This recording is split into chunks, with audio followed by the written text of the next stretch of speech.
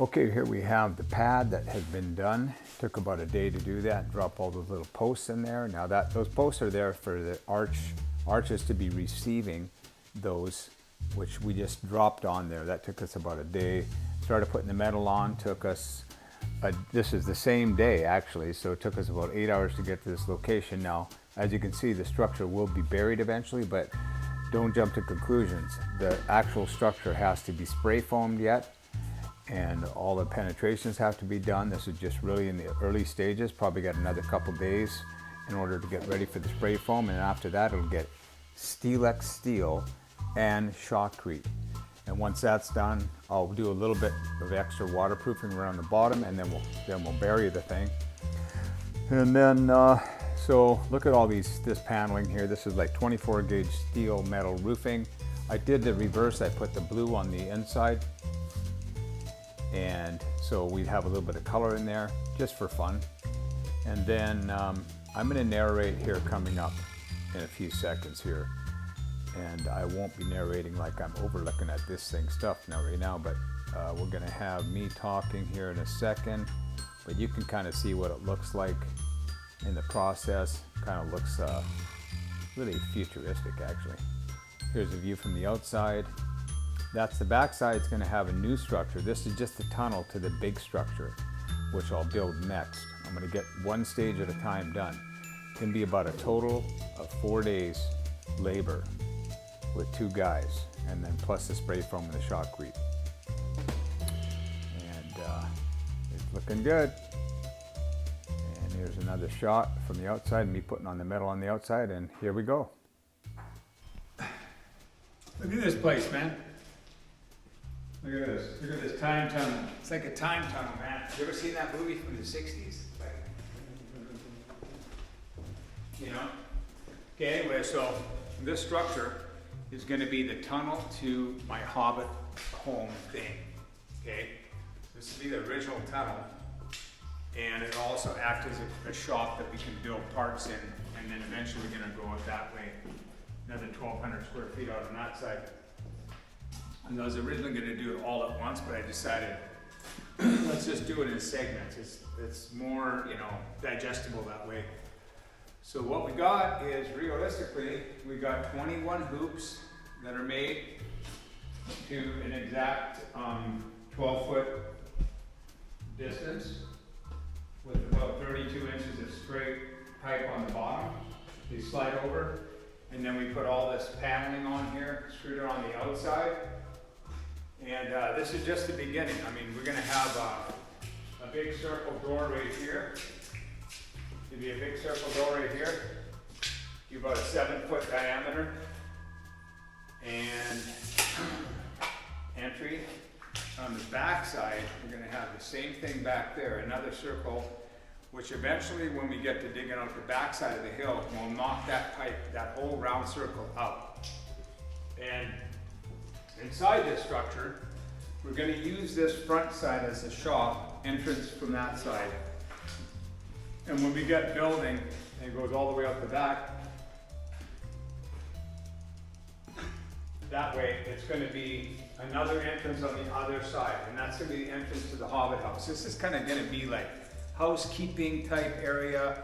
It's going to be for like all the supplies and etc. There'll be the whole 9 yards here. And this will be not accessible to that unless you know the owner. So you can come in this way. I can come in this way and access that whole structure.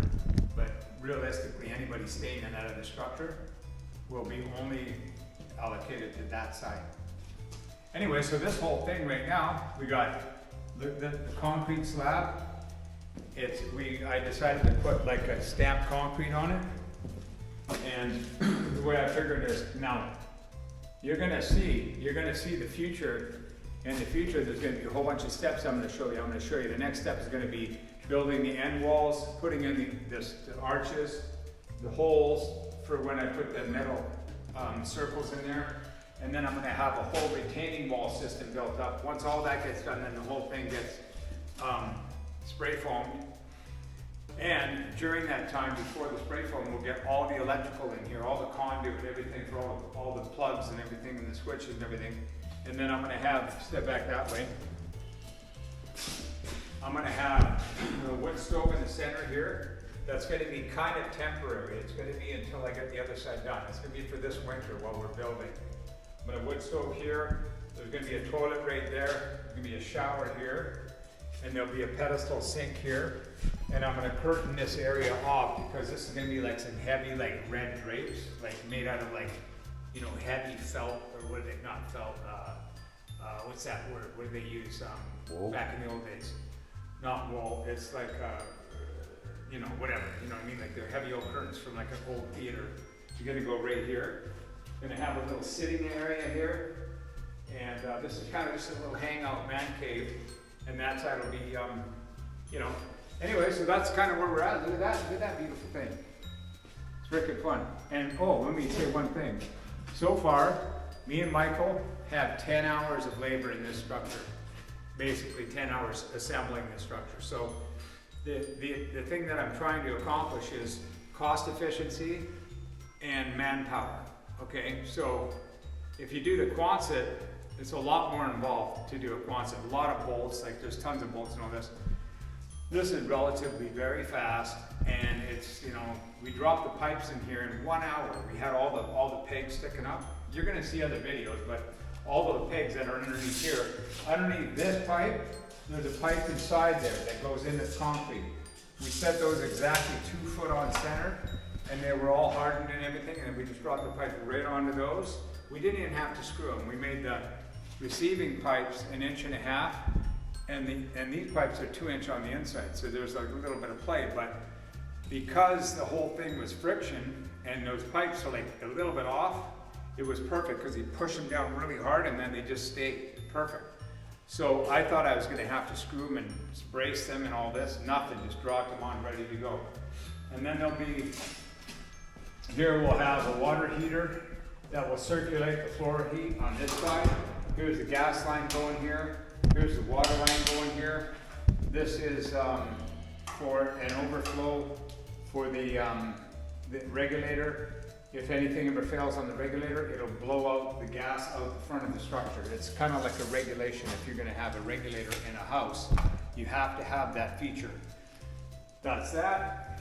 And then there'll be pedestal sink there. We're gonna have a lot of plugs and switches and all this kind of stuff. We're gonna have a nice strip of lighting all the way down the center for working in here. That's it. And then of course, Michael, he thought of this idea, you know, like I never would have thought of it, is like an LED strip lighting all the way down every 4 feet. You just run like 4 strips basically, like this.